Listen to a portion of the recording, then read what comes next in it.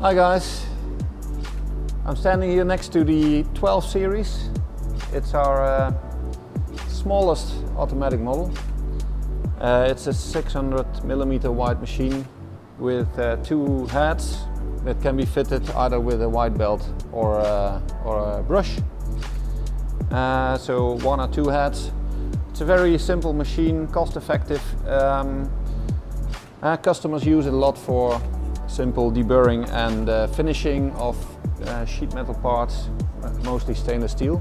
But it's also can be fitted with a magnetic track, so you can do the mild steel parts, small ones, and it prevents them from shooting away. Alright, switch on the machine, take off the brakes from the motor.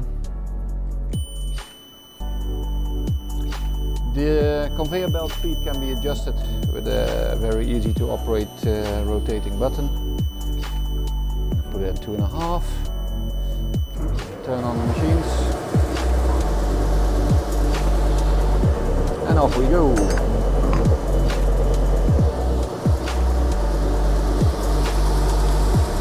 First station, grinding belt. All the sharp edges are taken off. And the line finish is already put on. Then through the brush to get a smooth and shinier surface.